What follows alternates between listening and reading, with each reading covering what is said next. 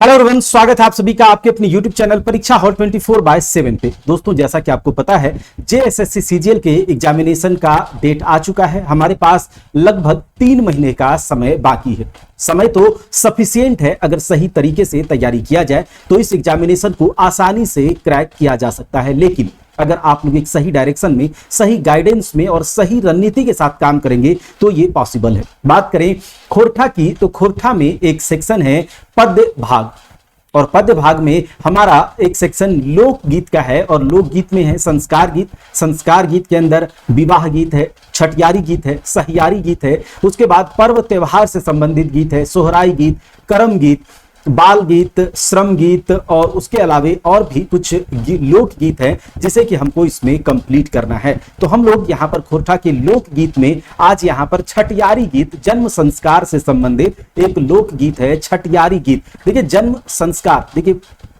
जब बच्चे का जन्म होता है तो 6 दिन के बाद एक संस्कार, एक रीति रिवाज, एक रस्म को संपन्न कराया जाता है। 6 दिन के बाद नहीं, 5 दिन के बाद छठवें दिन, जिसे छठी कहा जाता है, और इस दिन जो है पूजा पाठ कराया जाता है, बच्चों को अच्छे से नहलाया धुलाया जाता है। तो हर चीज पे बात करेंगे कि आखिर छठियारी गीत से बच्चे के छठी से संबंधित कौन कौन से इंपॉर्टेंट MCQs आपसे बन सकते हैं, और पूरे जो ये गीत है इसके पूरे थ्योरी को भी अच्छे से समझेंगे। और जैसे ही हमारा पद्य भाग, जो कि अभी एप्लीकेशन पर क्लासेस चल रही हैं, हमारा पद्य भाग अभी चल रहा है, और पद्य भाग जैसे ही कवर हो जाएगा उसके बाद पद्य और गद्य दोनों के केवल MCQ होंगे, वो भी 10 दिनों तक केवल MCQ ही MCQ हम लोग करेंगे, जिससे कि हमारा ये वाला सेक्शन बहुत मजबूत हो जाएगा। फिर हम लोग क्या करेंगे, व्याकरण तरफ चलेंगे।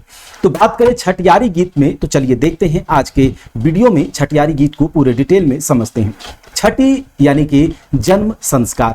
हिंदू धर्म में, हिंदू धर्म के रीति रिवाज के अनुसार जन्म से लेकर मरण तक, मृत्यु तक जो है हर एक लोगों के जीवन में 16 संस्कार संपन्न किए जाते हैं, जिसमें से कि एक संस्कार है जन्म संस्कार। जन्म से 5 दिनों के बाद 6वां दिन यह संस्कार संपन्न कराया जाता है। तो चलिए इसके बारे में समझते हैं। और ये जो छठी है, छठी का अर्थ है शिशु के जन्म का 6वां दिन, जिसे कि नारता भी कहा जाता है। तो एक MCQ यहीं से हो गया कि जो छठी है खोरठा क्षेत्र में, इस छठी को जो जन्म के 6वां दिन यानी कि 5 दिनों के बाद 6वां दिन जो छठी मनाया जाता है उसको और क्या कहते हैं, तो आप कहेंगे नारता।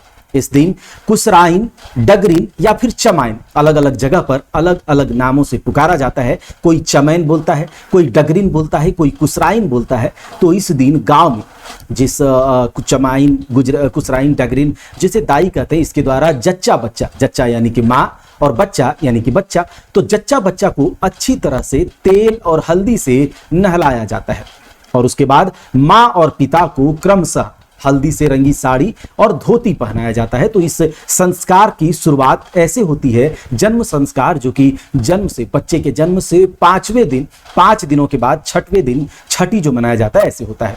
इसी संस्कार में एक कर्मकांड है, छौर कर्म कहा जाता है, जिसमें कि लोग, आसपास के लोग बच्चे को बहुत अच्छे से, ठीक है, आसपास के लोग हल्दी तेल से स्नान करते हैं, अपने भी स्नान करते हैं, ठीक है। और छौर कर्म का मतलब क्या है? छौर कर्म एक कर्म है जिसमें कि छठी में आसपास के गुतिया लैया को जो है आसपास में बोला जाता है कि आज हमारे बच्चे की छठी है, आप लोगों को आकर छठी में हजामत, नाखून कटवा लेना है, ये सब करना है। तो इसको छौर कर्म कहा जाता है। तो छौर कर्म भी आस पड़ोस के लोग, यानी कि एक तरह से कहे तो खानदान में गुतिया लैया जो होता है ना, यही लोग करता है, ठीक है।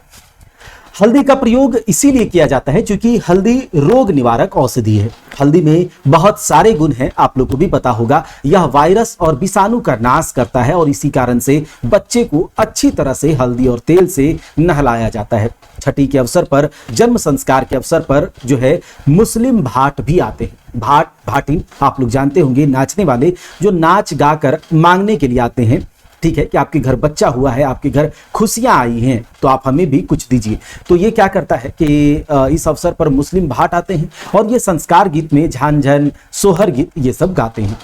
देखिए, सोहर का मतलब जो है ना, सोहर शब्द की उत्पत्ति जो है शोभन से हुई है। सोहर का मतलब है शोभा देना, सोहर, ठीक है। तो सोहर शब्द की उत्पत्ति शोभन से होती है। सोहर का अर्थ होता है सुहाना, क्या? सुहाना या फिर अच्छा लगना, जो संस्कृत के शोभन शब्द का ही अपभ्रंश, यानी कि संस्कृत का एक शब्द है शोभन, शोभा देना, अच्छा लगना, इसका ही बिगड़ा हुआ रूप है सोहर, यानी कि सोहर गाया जाता है। एक ऐसा गीत जो कि गाने के बाद लोगों में एक खुशी का माहौल दौड़ जाता है। तो ये सब गीत जो है सोहर गीत, झांझन गीत, ये सब मुस्लिम भाट आकर गाते हैं। तो ये सब बात हो गई ये छठी के बारे में। देखिए सोहर गीत छंद में, कुछ छंद में गाए जाते हैं और सोहर गीत जो है महिलाओं के द्वारा गाया जाता है। और ये गीत कुछ इस प्रकार से हैं कि आंगना में अइले ललनवा से मंगल गीत मिली गावा हो, अंगना में अइले ललनवा से मंगल गीत मिली गावा हो, ललना तिले तिले बाढ़े पुता पुती अंगना में बाढ़े, सोहाय जीते माँ एक दादी के कुरवा हो। अंगना में अइले ललनवा से मंगल गीत मिली गावा हो, ललना तिले तिले बाढ़े पुता पुती अंगना में बाढ़े, सोहाय जीते माँ एक दादिक कोरवानी हो। तो ये जो है ना कि अंगना में मतलब आंगन में, हमारे आंगन में ललना आया है, यानी कि बच्चे का जन्म हुआ है। तो बच्चे के जन्म की खुशी में ये जो संस्कार हो रहा है, जन्म संस्कार, छठी संस्कार, इस खुशी में सब मिल करके मंगल गीत गाओ, खुशी का गीत गाओ, मंगल गीत गाओ। ललना ताकि तिले तिले धीरे धीरे करके ललना जो है धीरे धीरे करके बढ़ेगा। पूता यानी कि बेटा और पुती यानी कि बेटी, बेटा हो या बेटी हो, अंगना में धीरे धीरे करके बढ़ेगा, जिससे कि ये जो बच्चा जो हुआ है, ये जो ललना हुआ है, इससे माँ दादी का जो कोरवा है, जो गोदी है, वो सुहा जाएगा। वो सुहा जाने का मतलब अच्छा लगना, सुहाना, शोभा देना, शोभान्वित हो जाएगा। तो ये बात कही जा रही है। और इसी गीत में क्या होता है ना, इस गीत को अगर बढ़ाना है तो मायक दादी के जगह आप फुआ फूफा कर सकते हैं, भैया दीदी कर सकते हैं। तो ये होता है। तो उपयुक्त गीत जो हुआ है उसकी पंक्तियों के नवजात के अनुसार, यानी कि बच्चा है या फिर बच्ची, उसके अनुसार औरतें गाती हैं।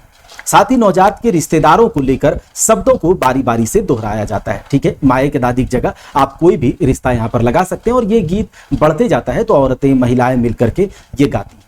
कुछ और इसी में छठी संस्कार गीत में ही कुछ और गीत गाया जाता है कि बोनवा फूल लई धोवैया फूलवा, बोनवा इंजोर भेलै हो, बोनवा फूल लई धोवैया फूलवा, बोनवा इंजोर भेलै हो, मैया के कोखिया से बेटिया बेटवा, जन्मल अंगना इंजोर भेलै हो, बोनवा फूल लई धोवैया फूलवा, बोनवा इंजोर भेलै हो, मैया के कोखिया से बेटिया बेटवा, जन्मल अंगना इंजोर भेलै हो।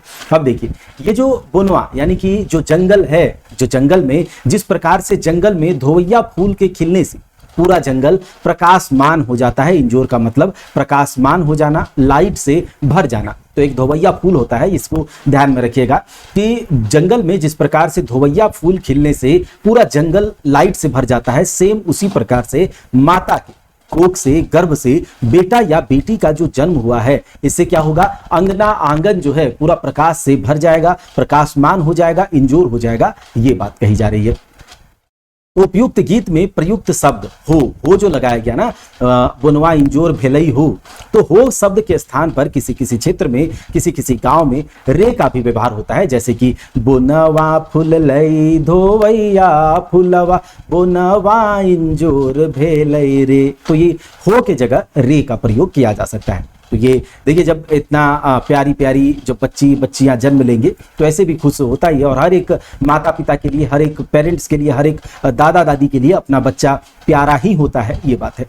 अब चलिए अगला है छठी संस्कार जन्म संस्कार में जो एक गीत है कि नवो जन्म सुनी बड़ी खुश मरद जनी, नवो जन्म सुनी बड़ी खुश मरद जनी, कते कते फूलल बरसे मंगना सब अइला, कते कते पैला राजा के घर खुशी बरसे हो।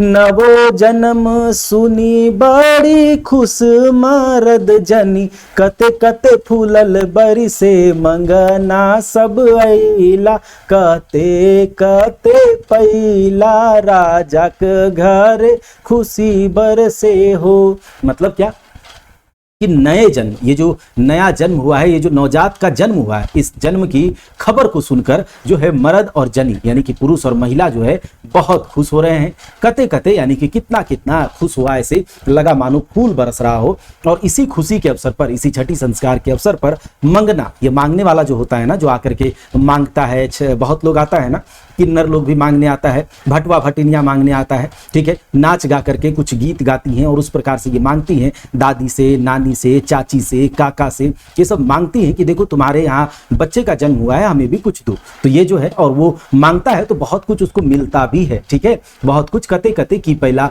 चावल, आटा, गेहूं, पैसा, जेवर, ज्वेलरी, ये सब मिलता है उसको। और राजा के घर खुशी बरसे, तो जिसके घर में भी ये बच्चे का जन्म हुआ है उसको राजा का ईद किया जा रहा है, तो राजा के घर खुशी बरसे। छठियारी गीत कहीं कहीं पर 12 दिन तक, कहीं 9 दिन तक, तो कहीं 6 दिन तक गाया जाता है। आमतौर पर बच्चे या बच्ची का बरही या फिर छठी संस्कार जब तक समाप्त नहीं हो जाता तब तक इन गीतों को गाया जाता है। गांव में, देहातों में कोई अस्पताल की व्यवस्था नहीं रहती है, जिससे कि गर्भवती महिला का प्रसव ग्रामीणों के घर में ही गांव की अनपढ़ एवं अशिक्षित चामाइन या फिर डगरीन उसकी धाय बनकर करती है। धाय बोला जाता है इसको, ठीक है, तो धाय बनकर करती है। देखिए पहले ऐसा होता था, अब तो गांव समाज में भी सहिया हो गई हैं, हॉस्पिटल लेकर जाती हैं, आशा हो गई है, लेकिन पहले ऐसा होता था कि गांव समाज में ही चमैन या डगरीन जो होती थी, जो कुसराइन होती थी, वो धाय बन करके वो उसका देख रेख करती थी और वही प्रसव कराती थी। गांव की बूढ़ी स्त्रियां एवं अप्रशिक्षित धाय ही प्रसव कराती थी। अभी ऐसा नहीं है, ये पहले का लोकगीत है जो खोरठा क्षेत्र में तब का ये बात है, तो वो बात करी जा रही है। अगला देखिए, बालक के नार या पुराण, वो जो बालक का जो एक डोरी होता है ना, नाभि से जुड़ा होता है, तो नार पुराण को काटने के लिए छुरी, या तो सोने की छुरी या साग काटने का हसुआ या झिटकी। देखिए एक टुकड़ा होता है मिट्टी के बना हुआ, झिटकी होता है, बर्तन का कोई टुकड़ा होता है, मिट्टी के बर्तन का टुकड़ा, या फिर छप्पर का टूटा हुआ खपड़ा से उसको काटने के लिए ये सब का प्रयोग होता है। ध्यान से देख लीजिए, ये भी एमसीक्यू में पूछा जा सकता है। आगे देखिए, जिस घर में बच्चे का जन्म होता है उस घर में उस घर के एक कमरे में जिसका जन्म होता है बच्चे का, उसकी माँ और उसके बच्चे को उसी घर में, उसी कमरे में रखा जाता है, जिस घर को सूतिका गृह के नाम से जाना जाता है। और खोरठा क्षेत्र में इसको परसोती घर कहा जाता है। इस घर में मिट्टी से बनी हुई एक बोरसी होता है, ये हम लोग बहुत देखे हैं, तो मिट्टी से बनी हुई बोरसी होता है, उसमें आग जला दिया जाता है, अलग अलग प्रकार के जड़ी बूटी उसमें जलाए जाते हैं। और ऐसा माना जाता है कि ये जो बोरसी में आग जलाया जाएगा, इससे बुरी आत्मा जो है घर में प्रवेश नहीं कर पाएंगी, जिससे नवजात शिशु को वो हानि पहुंचा पाए। और इस बोरसी में अमारी, गोईठा, धान की भूसी, ये सब जला करती है, ठीक है। आगे देखिए, कहा जा रहा है कि सूतिका गृह, जिस घर के कमरे में जो बच्चे और उसकी माँ होती है, वो घर कभी भी अकेला नहीं छोड़ा जाता, सूना नहीं छोड़ा जाता। वहां कोई ना कोई महिला सदस्य पहरेदारी करते रहती हैं छठी संस्कार तक। और उसके बाद सूतिका गृह में पुरुष नहीं जा सकता, वर्जित होता है। जच्चा बच्चा को खाने के लिए सोंठ, देखिए सोंठ क्या होता है ना, सूखा हुआ अदरक होता है, तो सोंठ, हल्दी और हलवा ये सब बना करके दिया जाता है। बच्चे के जन्म में एक प्रथा होती है थाली बजाने का, तो थाली बजाने की प्रथा को दिखाया जाता है खुशी का माहौल होना। बच्चा जब पैदा होता है तो उसके जन्म की प्रसन्नता में थाली बजाई जाती है, और थाली के बजाने से बच्चे के कानों में शब्द प्रवेश करते हैं, जिससे उसके सुनने की शक्ति जो है मजबूत हो जाती है। 6 दिन होने पर छठी, या फिर कभी कभी 9 दिनों पर यह छठी संस्कार मनाया जाता है। उसी दिन जच्चा स्नान करती, यानी कि माँ, बच्चे का जो माँ होती है वो स्नान करती है, और फिर पूजन विधि के दौरान पूर्वजों को याद किया जाता है। जच्चा माँ बच्चे को गोद में लेकर अपने से बड़ों का पैर छूती हैं और आशीर्वाद ग्रहण करती हैं। जब बालक 12 दिन का होता है तो बरही संस्कार संपादित किया जाता है। उसी दिन नवजात बालक का सर्वप्रथम मुंह देखता है। जो नवजात बालक का वो जो बाप है वो सर्वप्रथम मुंह देखता है और उसे गोद में लेकर कुछ नेक देता है, कुछ रुपया देता है। इस दिन ज्योतिषी को बुलाकर बालक का नामकरण किया जाता है। यह दिन बड़ी प्रसन्नता का होता है। दोस्तों, अगर आप जेएसएससी सीजीएल की तैयारी कर रहे हैं और आप बहुत सीरियस हैं इस तैयारी को करने के लिए, या फिर आप इधर उधर जो है आपको लगता है कि सब चीज एक जगह हमको मिल जाए और बहुत अच्छे तरीके से हम जो है 15 अगस्त तक जो है पूरी तरह से पद्य, गद्य और व्याकरण पूरा हमारा कंप्लीट हो जाए एमसीक्यू के साथ, और इधर भी आपको जब भी क्लास ये चल रहा है इसमें भी आपको रिवीजन करते चलना है, और जो 15 अगस्त के बाद खत्म हो जाएगा तो उसको भी आपको, उसके बाद भी आपको रिवीजन करने का टाइम मिलेगा। तो आपको प्रैक्टिस लगाना है, प्रैक्टिस सेट लगाना है, एमसीक्यूज लगाना है, बार बार यहां पर वीडियोस पड़े रहेंगे एप्लीकेशन पर। जब मन करेगा तब जाकर के वीडियोस को देखना है, पीडीएफ को देख करके आपको रिवाइज करना है। तो अगर आप चाहते हैं कि एक जगह पर सब कुछ मिल जाए और अच्छे से कंपाइल करके, देखिए हमने कहा है कि आपको खोरठा का मास्टर नहीं बनना, आपको खोरठा में पीएचडी नहीं करना। हाँ, इतना करना है कि हमें 100 में से 90+ हम सही खोरठा में लगा पाए। तो इसके लिए हम यहाँ पर पद्य भाग अभी हमारा चल रहा है एप्लीकेशन पर, जिसमें कि आज हम आप लोगों को ये छठियारी गीत सुनाए हैं, और उसके बाद जो है अभी और भी गीत है, आप ध्यान से देखिएगा अभी। तो उसके बाद क्या है कि जो छठियारी गीत अभी चल रहा है, उसके बाद हम लोग सोहराई गीत, करम गीत और कुछ गीत हो चुका है। तो जल्दी ही जो ये लोक गीत है उसको कवर करेंगे। तो हमारा पद्य भाग का थ्योरी वाला सेक्शन कवर हो जाएगा, उसके बाद गद्य भाग का हो ही चुका है। तो हम एमसीक्यू बहुत जल्दी, मतलब एमसीक्यू शुरू करेंगे और बहुत ज्यादा एमसीक्यू यहाँ पर करने वाले हैं, भर भर करके एमसीक्यू करेंगे, जिससे कि हमारा ये वाला सेक्शन हमारा कंप्लीट हो जाएगा। उसके बाद खोरठा व्याकरण के पहले के कुछ सिलेबस को कंप्लीट किया गया है, अब जो एडिशनल दिया गया है उसको भी कंप्लीट करेंगे। और जैसे ही हमारा ये कंप्लीट हो जाएगा तो आप लोग का कुछ प्रैक्टिस सेट भी हम लगवा देंगे, और आप लोगों को भी बता दिया जाएगा कुछ प्रैक्टिस सेट के नाम। वही प्रैक्टिस सेट लेकर के आपको क्या करना है, लगातार मेहनत करते रहना है। तो यकीन मानिए कि 90+ हम जरूर लेकर आएंगे, ठीक है। तो अगर आप चाहते हैं हमारे साथ जुड़ करके, अभी भी कुछ हुआ नहीं है, खोरठा बहुत ज्यादा जो है टाइम नहीं लगेगा आपको कंप्लीट करने में। रिकॉर्डेड क्लास है, आप जाकर के उसको ध्यान से सरसरी निगाह से आप खत्म कर सकते हैं। आप अगर कभी भी लेंगे तो 15 दिन में जब आप कंप्लीट हो जाएगा ना पूरा खोरठा, तो मात्र 15 दिन में, 10 से 15 दिन में आप पूरा खोरठा को एक बार फिर से वीडियोस देख सकेंगे। रिकॉर्डेड क्लास सब कुछ है, तो क्लास एप्लीकेशन पर चल रहा है और 90+ की गारंटी है जैसा जैसा कहा जाए। और आपको मात्र खोरठा में डेली 40 से 45 मिनट ही देना है, इसके अलावे नहीं देना है, ठीक है। जैसे जैसे क्लास मिल रहा है आप लोग को पूरा कंप्लीट करवा दिया जाएगा। अभी गद्य पद्य कवर करके और उसके बाद एमसीक्यू करेंगे और उसके बाद व्याकरण करेंगे। अगर किसी भी तरह की जानकारी चाहिए तो इस नंबर पर कॉल कर लीजिएगा। और परीक्षा हॉल्ट के एप्लीकेशन को अगर अभी तक आपने डाउनलोड नहीं किया है तो गूगल प्ले स्टोर से परीक्षा हॉल्ट के एप्लीकेशन को आप डाउनलोड करके कोर्स में आप एनरोल हो सकते हैं, वहां पर कोर्स अपडेट किया गया है। तब चलिए, छठी के जन्म संस्कार है, इसमें एक संकट आता है, 27 का संकट, 27 दिन का। देखिए, बालक कहा जाता है कि 27 में पड़ गया, और जैसे ही कहा जाता है कि बालक 27 में पड़ गया है तो यह बुरा माना जाता है। बालक का पिता 27 दिनों तक उसका मुंह नहीं देखता है, और 27 के दिन तेल में बालक का प्रतिबिंब देखकर, तेल में बालक का जो इमेज है वो देखकर ही उसे देखता है। उस दिन पूजा पाठ करके अशुभ ग्रहों की शांति करी जाती है। 27 का अर्थ जो है ज्योतिषीय ग्रंथों में वर्णित नक्षत्रों के अनुसार 27 नक्षत्र बताए गए हैं। उन सभी में से 6 नक्षत्र हैं, जैसे कि अश्विनी, अश्लेषा, मघा, ज्येष्ठा, मूल, रेवती नक्षत्र। इन सबको 27 नक्षत्र कहा जाता है। और इन नक्षत्र में जन्मे जो बच्चे हैं, ठीक है, उनको कहा जाता है कि ये 27 में पड़ गया। अगर इस नक्षत्र में, अश्विनी नक्षत्र में अगर कोई पड़ गया तो माना जाता है कि ये 27 में पड़ गया है। अगर ज्येष्ठ नक्षत्र में पड़ गया, मूल, रेवती नक्षत्र में पड़ गया तो माना जाता है कि बच्चा जो है 27 नक्षत्र में पड़ गया। और इन नक्षत्र में जन्मे बच्चे को बुरा माना जाता है, ये नक्षत्र को बुरा माना जाता है। और इन नक्षत्रों के समय जन्म लेने वाले जो जातक हैं स्वयं तथा अपने माता पिता, मामा आदि के लिए कष्टदायक बताए गए हैं। इसी कारण घर के लोगों को जैसे ही यह पता चलता है कि बालक 27 में पड़ गया है, वैसे ही वो चिंतित हो जाते हैं और नेगेटिविटी में चले जाते हैं, लेकिन पूजा पाठ के द्वारा उसको शांत करवा दिया जाता है। सोहर का जो प्रधान वर्ण विषय है वो प्रेम ही है, ठीक है। सोहर में जो गाया जाता है, जो भी गाया गया है सोहर में, यानी कि जो सोहर गीत अभी हमने सब आपको सुना है, उसका जो विषय है, जो मेन थीम है, वो क्या है? प्रेम। प्रेम है स्नेह, इसमें वात्सल्य प्रेम और दाम्पत्य प्रेम का संयोग मिलता है। भवभूति ने पुत्र या संतान को स्त्री या पुरुष दोनों के अभिन्न प्रेम की गांठ कहा है। याद रखिएगा, भवभूति ने पुत्र या फिर संतान की संतति को स्त्री या पुरुष दोनों के अभिन्न प्रेम की गांठ कही है। जब कोई स्त्री गर्भवती हो जाती है तो 5वां महीना बीतने पर 5 तरह का पकवान और 7वां महीना बीतने पर 7 तरह के पकवान नैहर से आता है, यानी कि मैके से आता है, जिसे घोटा में सधौर कहते हैं। ध्यान से सुन लीजिए, सधौर क्या होता है? जब कोई स्त्री गर्भवती हो जाती है तो 5वां महीना में 5 तरह के पकवान, 7वां महीना में 7 तरह के पकवान मैके से आता है, जिसे सधौर कहा जाता है। पुत्र उत्पत्ति के हर्षोल्लास में द्रव्य आदि, यानी कि पैसे, जेवर, जेवरात, ये सब लुटाने का उल्लेख भी गीतों में पाया जा गया है। ये गीत किस प्रकार से हैं? और इस प्रकार के गीत मुस्लिम परिवारों में भी प्रचलित हैं, यानी कि मुस्लिम परिवारों में भी ये जो गीत जन्म संस्कार से संबंधित गीत है अपने बच्चों के लिए गाए जाते हैं। बस वहां पर थोड़ा सा कुछ चेंज होता होगा, लेकिन इस प्रकार के गीत वहां भी गाए जाते हैं।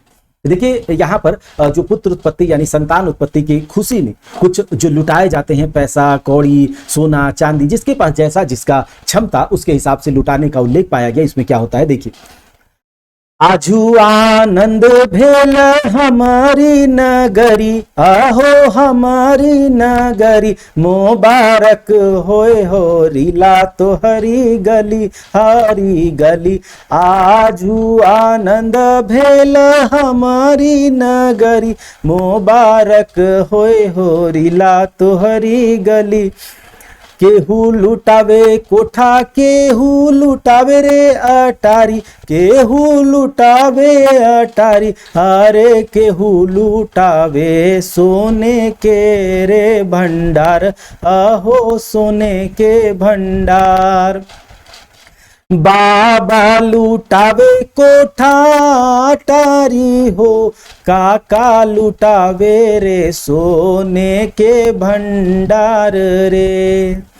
आजू आनंद भेला हमारी नगरी, अरे हमारी नगरी। इस तरह से आप देख सकते हैं कि आज जो है बड़ी खुशी का माहौल है। हमारा जो ये नगर है इसमें बहुत खुशी का, हर्षोल्लास का माहौल है। सबको मुबारक हो, तुम्हारे गली में होरीला, यानी कि जो पुत्र उत्पत्ति के ये में खुशी में होरीला उसको कहा जाता है। तो केहू कौन लुटा रहा है? कोठा अटारी सब लुटा देंगे। हमारे पास जो है कोई सोना का भंडार लुटा रहा है तो बाबा जो है वो सोने का कोठा अटारी लुटा रहा है, अपना काका जो है यानी चाचा है सोने के भंडार को लुटा रहा है। ये बात है। 12 दिन के बाद बरही नामक संस्कार संपन्न किया जाता है और बच्चा जब 6 महीने का होता है तब मुंहझूटी या फिर अन्नप्राशन नामक संस्कार किया जाता है। नाना या दादा के द्वारा चांदी या कांसे के बर्तन में खीर रखकर बच्चे को खिलाया जाता है। इस संस्कार के पहले बच्चे को किसी प्रकार का अन्न नहीं खिलाया जाता। बालक जब कुछ बड़ा हो जाता है तब उसका मुंडन संस्कार किया जाता है और इसे संस्कृति में चूड़ा कर्म कहते हैं। जैसा कि हमने कहा कि हिंदू धर्म या फिर सनातन धर्म के रीति रिवाज के अनुसार हमारे जीवन में 16 संस्कार पाए जाते हैं। तो इसमें एक हमने जन्म संस्कार में देखा और मुंडन संस्कार भी वही है जिसे चूड़ा कर्म कहा जाता है। किसी देवी या देव स्थान में मुंडन करने का संकल्प लेते हैं जिसे कि गछना कहा जाता है। मुंडन संस्कार के पहले बालक के बालों को नहीं कटाया जाता और मुंडन संस्कार में बालक के मुंडन संस्कार बालक के तीसरे, 5वें या फिर 7वें वर्ष यानी कि ऑड ईयर में विषम वर्ष में किया जाता है, या तो तीसरे या तो 5वें या फिर 7वें। बच्चे का मुंडन किसी देवालय में उसके माता पिता, दादा दादी, नाना नानी एवं अन्य रिश्तेदारों की उपस्थिति में होता है। नाई जो बाल काटने वाला होता है वो बालक के बाल काटने लगता है और तब बच्चे की फुआ जो है उन बच्चों को अपने आंचल में रखती है और अपने भाई से नेग मांगती है। नेग स्वरूप बच्चे का पिता वस्त्र एवं आभूषण देता है। मुंडन के वक्त बकरे की बलि भी चढ़ाई जाती है कहीं कहीं पर और बकरे का सिर नाई या पंडित लेकर जाता है और धड़ घर लाया जाता है। रात्रि में सामूहिक भोज का आयोजन भी किया जाता है। ये सब हो गया हमारा छठी संस्कार। दोस्तों, अगर आप जेएसएससी सीजीएल के पेपर 3 के गाइडेंस प्रोग्राम में अगर आप जुड़ना चाहते हैं तो आज यानी 20 जुलाई से हमारा गाइडेंस प्रोग्राम का मॉड्यूल 2 स्टार्ट हुआ है। इसमें हम सारे सब्जेक्ट के टारगेट आप लोगों को दे रहे हैं। आप लोगों को टारगेट दिया जाता है, आपको पढ़ना है। इसके अलावा आपको झारखंड जीके, कंप्यूटर, इन सब का पूरा थ्योरेटिकली क्लास मिल रहा है। सब कुछ पूरा प्री प्लान चल रहा है। हर कुछ जो है बहुत अच्छे से जो भी हमारे साथ जुड़ करके ये काम कर रहे हैं और सही तरीके से अगर हमारे साथ जुड़कर जो है काम में लगे हुए हैं, यकीन मानिए जो उनका जो है प्रबल दावेदार के रूप में वो एग्जामिनेशन में जाएंगे। तो अगर आप इस गाइडेंस प्रोग्राम में जुड़ना चाहते हैं तो देर ना करें, इस नंबर पर कॉल करके परीक्षा हॉल्ट के एप्लीकेशन को डाउनलोड कर लीजिए। वहां पर एनरोलमेंट चल रहा है, एनरोल आप हो सकते हैं और अपने क्लासेस को करके इधर उधर भटकना बंद कीजिए। तो चलिए मिलते हैं अगले क्लास में, तब तक के लिए जय हिंद।